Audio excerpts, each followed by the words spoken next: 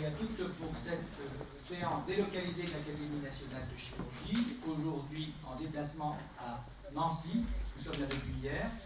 Je profite de cette occasion où j'ai la parole pour remercier à nouveau nos amis nancéens qui ont été en charge de l'organisation de l'ensemble des manifestations et en particulier les démonstrations de ce matin, pratiques, qui ont enthousiasmé tous les collègues, qui nous donnent une envie, c'est de débuter nos études de chirurgie pour pouvoir se donner à fond dans cette nouvelle technologie.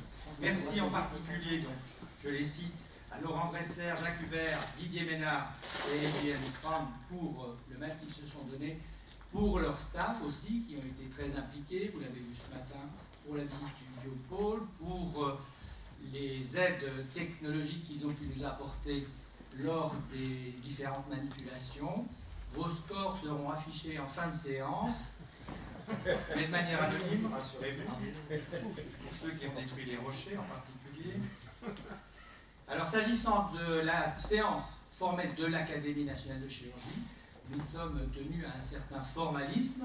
Vous n'avez pas eu droit au son de la cloche pour débuter la séance, mais nous allons quand même utiliser le déroulement habituel avec en tout premier la lecture du procès-verbal de la séance de la semaine dernière qui va nous être faite par Philippe Topard, un de nos deux secrétaires annuels.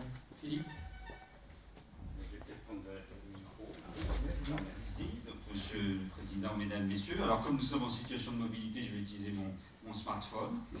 Et donc, pour vous rappeler que la semaine dernière, au Cordelier, notre séance était consacrée aux actualités sur la chirurgie des tumeurs de l'œsophage et de la jonction œsogastrique. Elle était présidée par Georges Mention et modérée par Denis Collet de Bordeaux.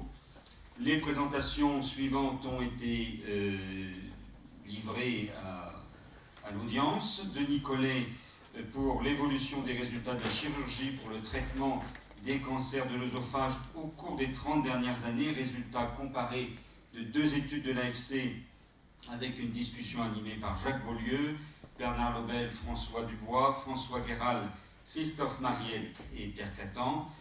Catherine Fleureau pour l'impact des soins périopératoires sur les suites des résections œsophagiennes, commentée par Christophe Mariette, et une discussion animée par Christophe Mariette, Georges Mention et Bernard Meunier. Édouard Chabrin a présenté sur les traitements endoscopiques des tumeurs superficielles de l'œsophage, avec une discussion menée par Bernard Meunier, Philippe Lasserre, François Richard et Philippe Mar. Bernard Meunier, lui, a présenté sur l'intervention de Merendino et autres innovations techniques, commentée par Georges Mention et discutée également par notre président. Nicolas Carrère a parlé de l'état actuel des abords mini-invasifs en chirurgie œsogastrique, commenté par Philippe Mar avec une discussion animée par Yves Chapuis.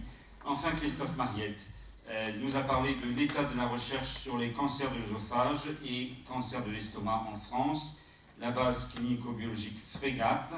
C'était commenté par Denis Collet qui a également animé la discussion. Merci, Monsieur le Président. Très bien, merci Philippe.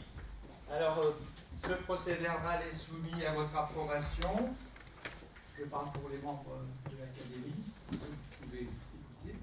Alors, qui s'oppose à ce procès-verbal? Qui s'abstient? Donc, le procès-verbal est adopté.